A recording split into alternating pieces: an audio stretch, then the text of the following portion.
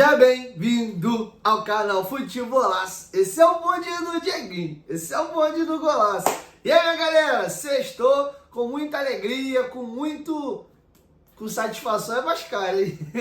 Brincadeiras à parte aí, chegou a sexta-feira, coisa linda, que Papai do Céu te abençoe, te deu um início de final de semana maravilhoso. O brasileiro trabalha tanto, esperando ali o final de semana para poder relaxar um pouquinho. Amanhã tem Vasco da Gama, domingo tem eleições, tem que votar, mas vamos que vamos aí. Tem muita notícia legal e interessante para trazer para vocês. Espero informá-los aí com qualidade e com leveza aí para que o vídeo saia bem legal, beleza? Então vamos seguir agora o vídeo trazendo algumas informações importantes do nosso adversário na Copa do Brasil, o Atlético Mineiro. Hoje, o atleta Guilherme Arana foi desconvocado da seleção brasileira. No lugar dele foi o lateral esquerdo do Botafogo, Alex Telles. O que houve, Dieguinho?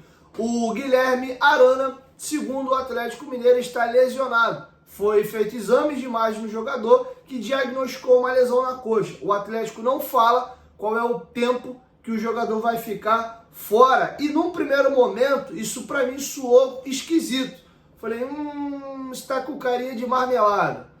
O Galo pediu a CBF para desconvocar o jogador, ele estava com incômodo, vai chegar lá, vai ter que treinar duro, talvez vai entrar no jogo ou não, o Atlético vai precisar dele no jogo contra a equipe do Vasco aí pela Copa do Brasil. De fato, ele está desgastado, mas depois eu parei para pensar, eu falei, cara, tem a ambição do jogador ali, é o sonho de jogar na seleção brasileira, um pedido desse talvez sepultaria até novas convocações do Arana pela seleção. Valeria o risco.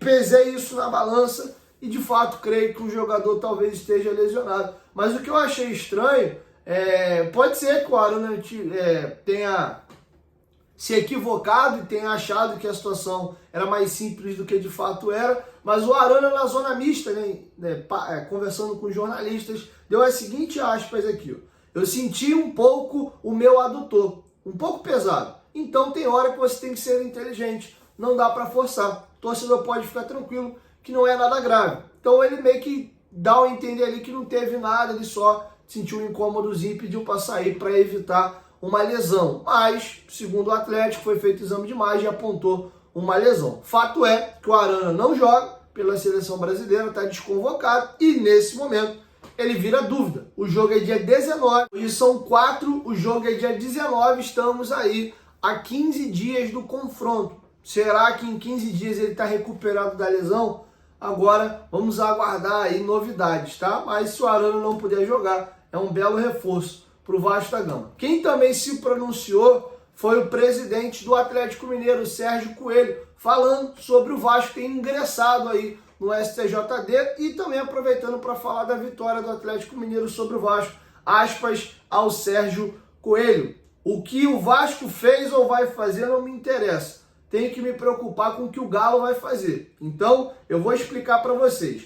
No dia do sorteio na CBF do Mano de Campo, nós estivemos lá e a data era os 2 jogos no dia 17. Como a Conmebol marcou o nosso jogo contra o River Plate para o dia 22 na Libertadores, o jogo teria que ser em outra data, a não ser dia 17, porque não dariam 66 horas do dia 17 até o dia 19, quando era o nosso jogo com Fortaleza. Então, nós fizemos o pedido da CBF, que mudasse o nosso jogo para o dia 19. Por qual razão? Se marcasse para o dia 16, nós perderíamos jogadores e o Vasco também perderia, tá? Então, essa é a justificativa do presidente Sérgio Coelho, do Atlético Mineiro. O Pedrinho até sugeriu antecipar em um dia, empurrar o jogo para o dia 16, e ele não viu com bons olhos, porque o Vasco não teria, por exemplo, o Puma Rodrigues, que vai estar na seleção uruguaia, e o Atlético não teria outros jogadores, possivelmente o Arana, e o Arana agora possivelmente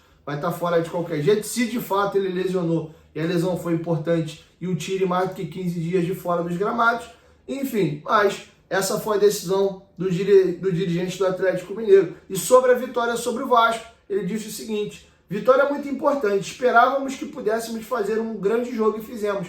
Poderíamos ter saído com um placar até melhor, mas foi uma grande vantagem. Vamos levar esse resultado para o Rio, vamos jogar com inteligência e sempre com regulamento embaixo do braço, disse o dirigente. Está feito o registro, quero te ouvir Deixa sua opinião aqui embaixo nos comentários. Estão confiantes aí de que o Vasco pode avançar em São Januário? Acho que se ele for nessa linha de jogar com o regulamento debaixo do braço, vindo ao Rio por um empate, acho que o Galo tem grande chance de se complicar. Se vir de peito aberto aí para trocação, o time do Atlético tem bastante qualidade. Tomara que ele venha fechadinho, vão ficar ali dando muitas oportunidades do Vasco de fazer os seus gols, beleza? Virando a chave agora, vamos falar de Vasco e Juventude. Tem um detalhe importante para trazer para vocês. Inclusive, lembrar vocês que a Betfair é patrocinadora do Vascão da Gama e nossa parceira, e tem uma promoção rolando para Vasco e Juventude. Se o Vasco marcar um golzinho contra o Juventude, a Betfair está pagando 4.0 para novos usuários. Então você que ainda não está cadastrando na Betfair, tá aí uma baita oportunidade para você se cadastrar. O limite dessa bet aí é de R$10 no máximo, você pode botar R$10 ou menos, e aí eles pagam 4.0, né, se o Vasco fazer um golzinho, beleza? Além disso, você tem várias vantagens na Betfair. Você tem pagamento através de Pix e você vai estar ajudando o Vascão da Gama aí, porque ele é parceira do clube. Lembrando aí que você tem direito a 10 superpreços, que são essas promoções que eu trago aqui no canal, e também o direito de também ter 10 supercotações. Você aposta num jogo específico, aplica a supercotação e a odd aumenta, beleza? Betfair, parceira do canal Futebolaço. Lembrando, você tem que ser maior de 18 anos e aposte aí com responsabilidade, tá? Não é meio de vida, é para você se divertir, então tenha responsabilidade. Você pode ganhar, mas também pode perder, então estuda direitinho antes de fazer a tua aposta aí, beleza? Betfair, parceira do canal Futebolaço. Bom, galera, teve um fato que eu descobri hoje, confesso que eu não sabia, que me incomodou. Eu fui dar uma olhada no retrospecto aí geral do confronto entre Vasco e Juventude, e até do Juventude o Vasco é freguês, cara. Olha que M enfiaram o Vasco nos últimos 20 anos. Você conta nos dedos os grandes clubes brasileiros que o Vasco não é freguês. De cabeça rápida que eu só consigo lembrar de 4. O Vasco tem mais vitórias que o Fluminense, mais vitórias que o Botafogo, mais vitórias que o Atlético Mineiro e mais vitórias que o Atlético Paranaense, ainda assim apertado. Um confronto bem caseiro, mas o Vasco tem uma pequena vantagem. O Vasco é freguês do Vitória e agora vocês vão descobrir que é freguês também da equipe do Juventude. Salvo engano, o Criciúma é também, ou é bem apertado. Vamos aqui ao retrospecto. São 23 confrontos, o Vasco tem 5 vitórias em 23 jogos, é isso mesmo. 10 empates, é um jogo que mais tem empate do que vencedor. O Juventude tem 8 vitórias, ou seja, a equipe aí do Rio Grande do Sul tem 3 vitórias a mais que o Vasco da Gama. Nesses 23 jogos, o Vasco marcou 28 gols, é um jogo que costuma sair pouquíssimos gols.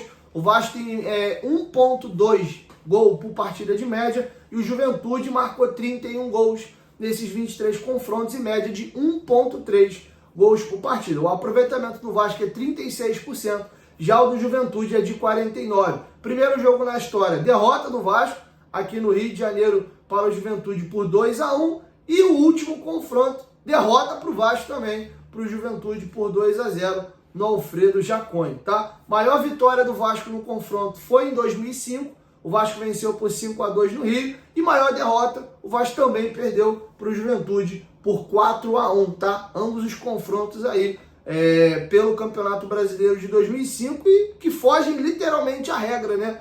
2 goleadas, é um jogo que costuma sair poucos gols, num jogo saiu 5 gols, no outro saiu 7. Ambos aí tem uma vitória, né, mais elastada, com 3 gols de vantagem para cada lado. Te surpreendeu essa informação ou você já sabia que o Vasco era freguês do Juventude? Quero te ouvir, deixa a sua opinião aqui embaixo nos comentários. Vamos atualizar vocês agora sobre o segundo e último julgamento envolvendo o confronto entre Vasco e Atlético Paranaense no STJD. Últimos martelos batidos, chegamos à seguinte conclusão.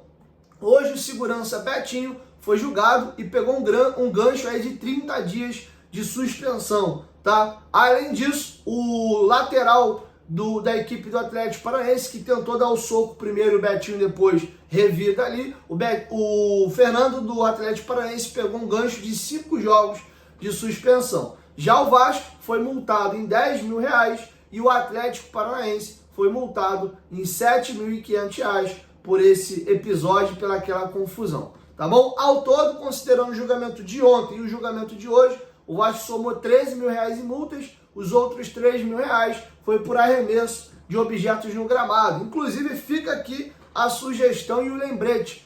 O seu babaca, quando você estiver no estádio, ou sua babaca, por favor, tá com raiva, dá a cabeçada na parede, quebra teu telefone, mas não joga nada no gramado não, porque no final das contas, quem é responsabilizado é o clube. Tu joga a porcaria do teu copo, tu destila teu ódio lá e a pena não cai em você não, cai no Vasco. Então o Vasco teve que pagar 3 mil reais por um infeliz, né, que jogou alguma coisa para dentro do gramado. E vamos sempre lembrar que nós, quando estamos na arquibancada, a gente pode identificar quem fez a besteira e levar pro G-Crim, chamar os Stuart e falar, ó, foi o fulano aqui. E a polícia vem, pega a pessoa e leva na hora lá pro... Lembrando que durante o jogo tem, né, uma delegacia, vamos colocar assim, que funciona em eventos esportivos e a pessoa já é julgada ali, tá bom? Então é importante lembrar isso aí, por favor. Pô, que parada caída, palhaça. Pô, nós estamos em 2024 e gente jogando coisa aí dentro do gramado. E aí?